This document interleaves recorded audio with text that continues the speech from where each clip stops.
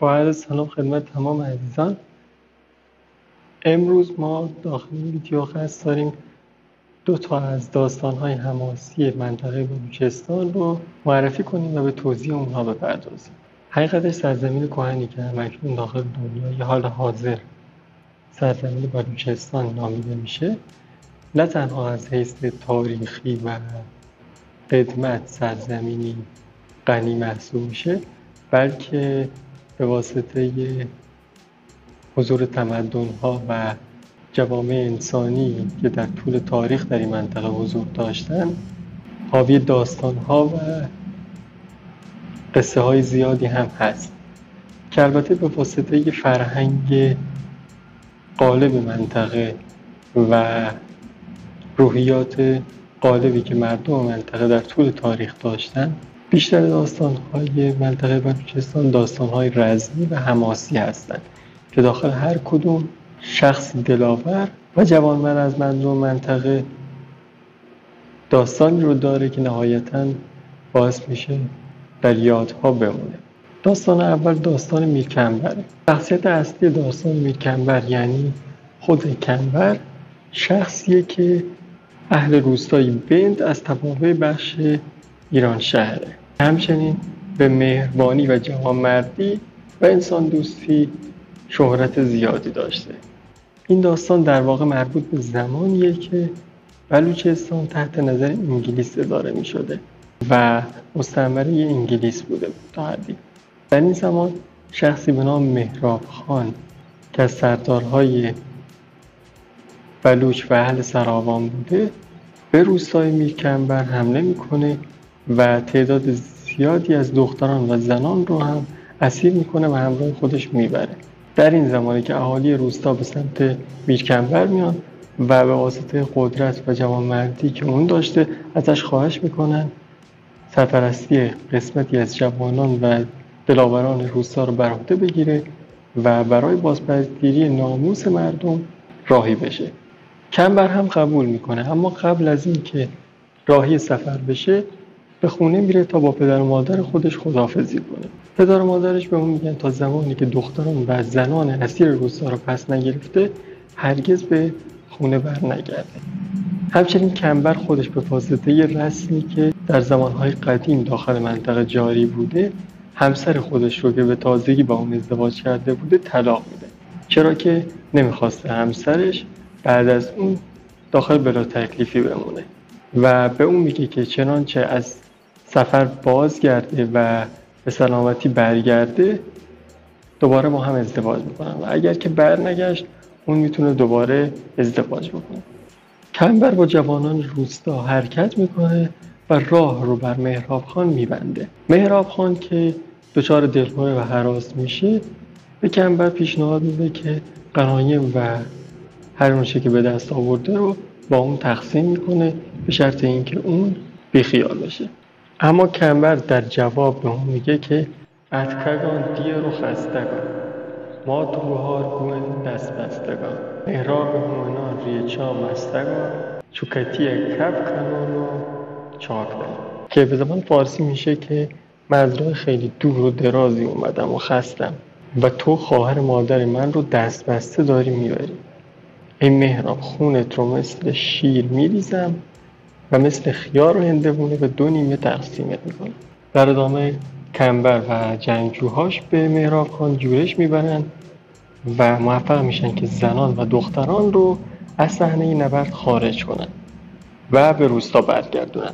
اما جنگ همچنان تموم نشده و نهایتا داخل این داستان کنبر به واسطه ضربه یکی از افراد مهراب خان از پا در میاد و کشته میشه.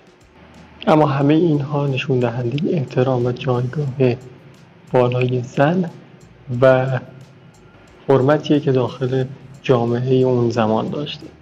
اما داستان بعدی داستان میرانه. میران که فردی اهل از روستاهای توابع لاشاره جوانمردی و رشادت داخل منطقه معروف بوده. عموی میران سعی میکنه که سهم الارث پدر میران رو برای خودش تصاحب بکنه. میران با عموش به مخالفت میپردازه و پدرش از دست این کار میران ناراحت میشه.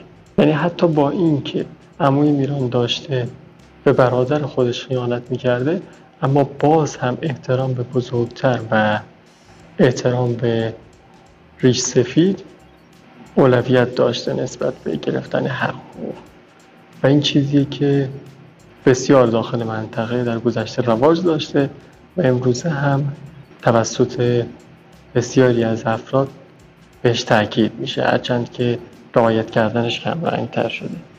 میران هم به واسطه این کار عموش و پدرش که اون رو شماتت میکنن ناراحت میشه و از روستای لاشار مهاجرت میکنه به سمت دهلی.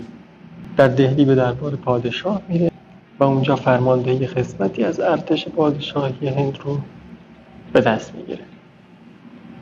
میگذره و طی سالها میران با لیاقتی که از خودش نشون میده فرماندهی بخش اعظمی از ارتش هند رو به دست میگیره. در یکی از جنگ‌ها که میران برای نبرد با دشمن راهی میشه، پسر پادشاه به سمت همسر میران میاد و با حیله و نیرنگ اون رو فریب میده که میران مرده و هرگز بر نمیگرده.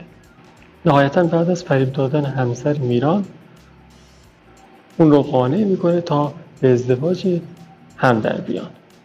میران هم زمانی که پیروزمندانه از سفر برمیگرده و با این موضوع مواجه میشه بسیار پریشون میشه. اما پادشاه کسی بوده که همیشه از رفتارهای غلط و اشتباه پسرش دفاع میکرده و میران میگه که هر چیزی که بخواد به اون میده تا بیخیال این مسئله بشه. میران هم که شخصی عاقل و با درایت بوده میدونسته که پادشاه علیه پسرش کاری نمیکنه و با این موضوع کنار میاد. برای همین میران هم چیزی نمیگه و منتظر فرصت مناسب میشه. در یک فرصت مناسب میران به پسر پادشاه و همسر سابق خودش حمله میکنه و هر دوی اونها رو میکشه و بعد از این اتفاق به سمت روستای خودش حرکت میکنه. بعد از رسیدن به روستا و ملاقات با پدر و عموش، همچنین سایر اهالی روستا ماجرا رو برای اونها تعریف میکنه و از اونها خواهش میکنه که به کمکش بیان. گروهی رو جمع میکنن و راهی دهلی میشن. زمانی که به دهلی میرسن ارتش پادشاه دهلی رو شکست میدن و داخل داستان حتی اومده که پادشاه دهلی خودش رو در برابر زنی مسلح میبینه که در واقع این زن مادر میران بوده. در این قسمت از داستان مادر میران شمشیر به دست به سمت پادشاه حمله میکنه و اون رو از پای در میاره که نشون دهنده حضور همزمان زنان و مردان داخل جبهه‌های جنگ بوده و اون مهارت نظامی که همچنین مردم بلوچ داشتن و زندگیشون با این موضوع عجیب بوده. نهایتاً زمانی که دهلی به دست میران و مردم بلوچ فتح میشه، چند نفر از اهالی با هم روی تخت پادشاهی میشینن و فشار زیادی که به تخت وارد میشه نهایتاً باعث میشه که تخت پادشاهی بشکنه. قصدی که مردم از این حرکت داشتن این بوده که به پادشاه دهلی بفهمونن که مردم بلوچ نه خواهان پادشاهی هستن و نه خواهان ثروت و مال خیلی خیلی زیاد، بلکه چاکر عموی میران خطاب به شاه میگه که ما شاه نمیخوایم، بلوچ هستیم و زندگی خودمون رو دوست داریم. این تخت و پادشاهی از آن تو، اما با مردانگی پادشاهی کن. و سپس مردم بلوچ به سمت روستای خودشون برمیگردن. در واقع این دو داستان از داستان‌های بلوچی بودن که نشون دهنده فرهنگ جوانمردی و بزرگواری مردم منطقه هستن. چرا که داخل هر منطقه هر چیزی که مهم باشه و مورد قبول باشه همون فرهنگ و همون اخلاق به داستان‌های منطقه نفوذ میکنن و داستان‌های بلوچی رو که ما بررسی میکنیم داخل همشون جوانمردی، قدرت نظامی و بزرگی و مهربانی مردم بلوچ ذکر شده.